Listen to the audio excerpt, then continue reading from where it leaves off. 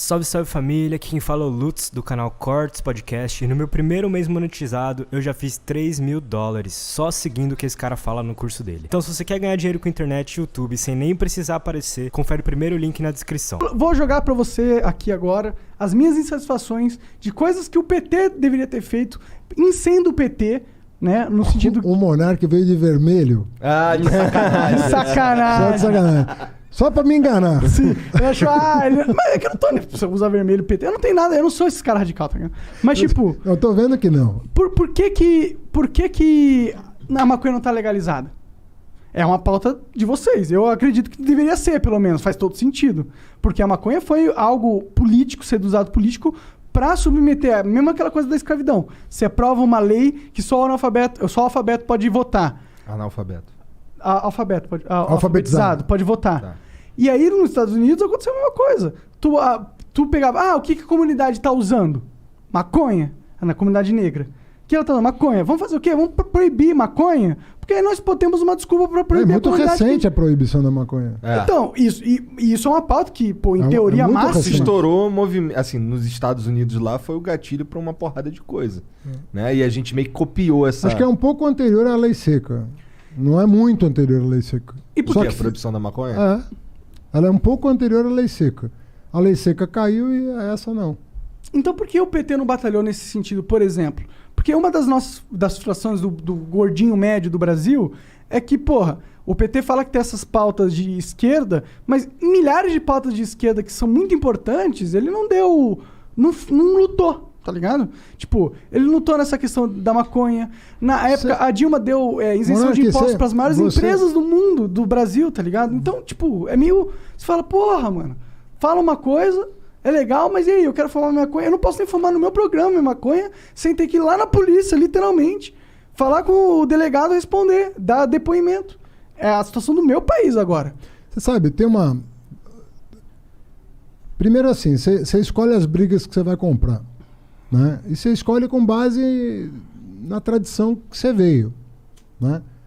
O que é o Lula? O Lula é um trabalhador, torneiro mecânico, né? Fez curso de torneiro mecânico no Senai, conseguiu um emprego legal, progrediu, que era um bom operário, se tornou uma liderança sindical depois, e aí vocês conhecem a história. A cabeça do Lula... é uma cabeça muito do cara que veio do Nordeste com fome. Muito, muito, muito.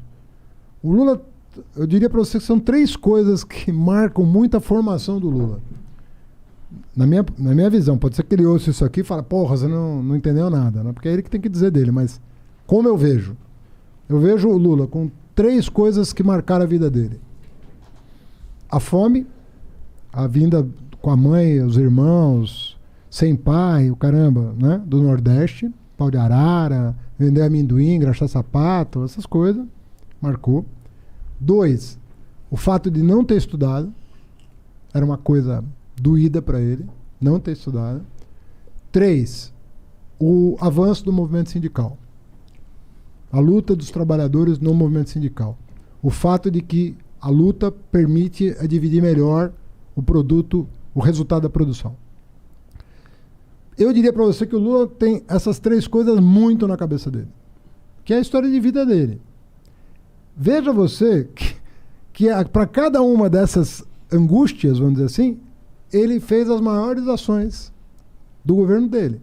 Combater a fome, ninguém deixar de comer, abrir a porta da educação para o pobre, sobretudo no nível superior, que ele gostaria de ser economista e não é, e que o trabalhador tivesse dignidade no emprego, recebesse um salário mais digno. E no governo dele, todo ano, o trabalhador avançava um pouquinho umas casas e podia comprar mais, podia viver melhor. É o tal da picanha com a cerveja que ele brinca, né? Uhum. É a vida dele. Ou seja, se ele fosse maconheiro, a maconha estaria liberada. O que eu quero dizer é o seguinte, por que é importante você ser um democrata? Porque você vai se reger muito pela tua história de vida. E por que eu disse para você que era importante um pobre chegar ao poder, muitas vezes?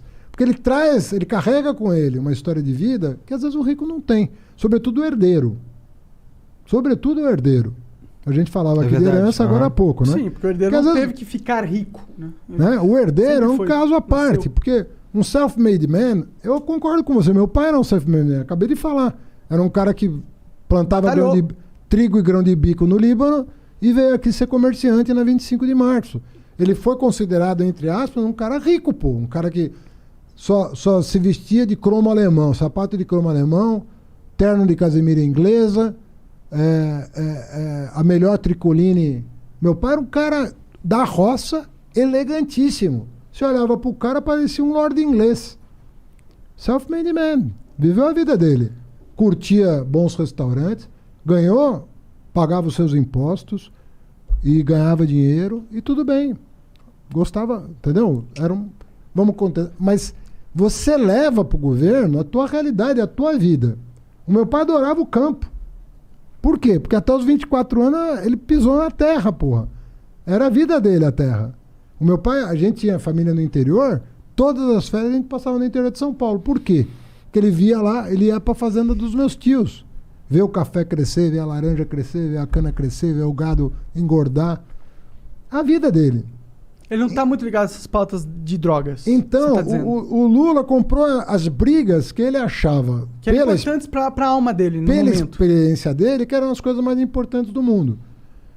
Obviamente que se amanhã pinta outro presidente com outra história de vida, vai levar para a presidência outra. Outras experiências, outras coisas Porque concretas. eu entendo essa parada disso. Eu entendo que Você mesmo, se você um dia, sei lá, Não. não, mas vamos supor que você um dia enche o saco e fala, quer saber? Cansei de Tô ganhar com dinheiro." 40 anos, tô rico, vou ajudar o Brasil. Você é um cara talentoso, você é um cara que chama público, de repente você tem voto pra caramba. Você vai levar as tuas preocupações também pro governo. Mas é que E é uma pauta natural. muito importante essa, tá ligado? Não é Muito só a questão importante. do lazer, de eu poder de lazer, ou porque eu tenho ansiedade. Eu não fumo isso por lazer, de verdade eu não fumo. Mas é uma parada de ansiedade. Você é minha. O quê? muito acelerado. Sou de nossa. insuportável. É insuportável. Sim. E isso aqui me acalma. Então, pelos amigos que você Pô! Não, é por Obrigado, moleque. Mas eles acabam se beneficiando. Mas, tipo, isso é uma coisa. Mas o problema da criminalização das drogas vai muito além. Claro, a gente vê o que está acontecendo. É a questão de. É uma desculpa para você criminalizar o jovem de periferia. É uma desculpa, não é? A maioria das pessoas que estão presas agora é por quê? Por que elas estão presas? Acho que é 1/3. Deve ser tráfico, deve ser algo assim. E é algo que, pô. Não, a e o gente grande não- traficante não está preso. Claro, isso que é que o a gente AS, sabe. deu desculpa. O grande traficante não está preso.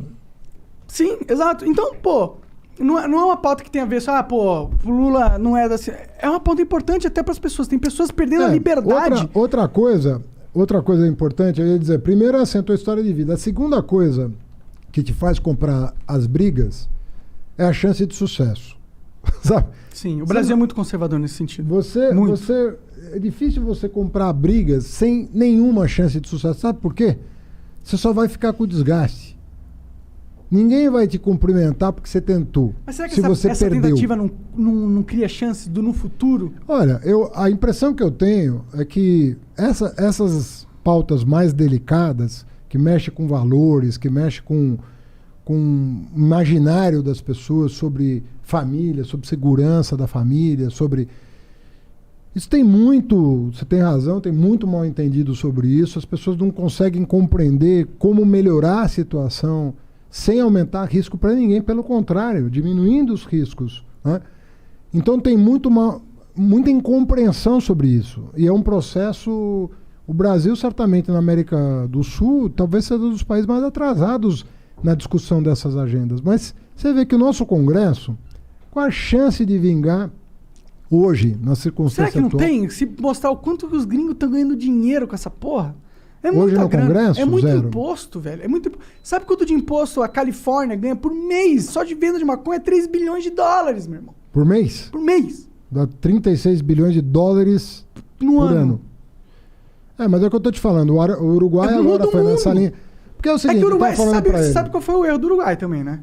O erro? É, O você sabe. Estado Você não controla a produção, caralho. Ah, isso eu não sabia. sabe? É um erro do Uruguai. O Uruguai, Tipo, hoje o em dia, se eu Estado quiser controla- plantar na minha casa e vender, eu não posso. Eu tenho que ter uma autorização. Tem que ser uma farmácia pra vender, entendeu? Isso é muito ruim. Porque o que Não acontece? é como na Holanda, como Não, como nos Estados Unidos. Você restringe demais a demanda. A oferta. Quando você restringe a oferta, o que as pessoas vão fazer? Tem uma demanda. Se a oferta legal não supre a demanda vai comprar ilegalmente. Você sabe que teve uma lei em 2006 que queria flexibilizar o lance do porte, né? Do cara com baseado não ser preso. E a lei tinha essa intenção, mas ela foi escrita de um jeito que deu mais poder ainda para a repressão. Ao invés de gerar o efeito contrário, gerou o efeito de merda. Reforçar a repressão. E aí você teve mais prisões. Hoje você está com as penitenciárias lotadas e você vai ver assim, bom, é o traficante que eu peguei? Não, é o cara que estava com um beckzinho ali na esquina e que tomou um tapa na orelha, respondeu às vezes para a autoridade, já foi por desacato, já deu a confusão toda. Não tem uma estatística que 50% dos casos não foram nem julgados ainda? Ah, é 40%. Que absurdo! Eu tô na cadeia, eu não sei nem por que eu tô na cadeia, o Estado nem sabe por que eu tô na cadeia, o Estado nem foi averiguar o porquê eu tô na cadeia, se tá justificado eu estar na cadeia, não tá justificado. Não é um absurdo isso? E a guerra contra as drogas é um grande combustível dessa parada, entendeu? Imenso. Mas... Não, tem muita coisa. Agora, é fruto também de amadurecimento da sociedade. A sociedade brasileira é muito conservadora, né? Se a gente fizesse um plebiscito, tu acha que ia ser... Não acho. Já teve várias pesquisas sobre isso. Pior que eu também acho que não liberariam. Bom, então aí nesse caso, não dá pra gente forçar, né? Se você... Não dá pra forçar, dá pra gente conversar com as pessoas e explanar os motivos pelos quais seria muito mais inteligente a gente legalizar. Existem vários caminhos para ir abrindo um pouco essa discussão. O primeiro caminho é da sociedade.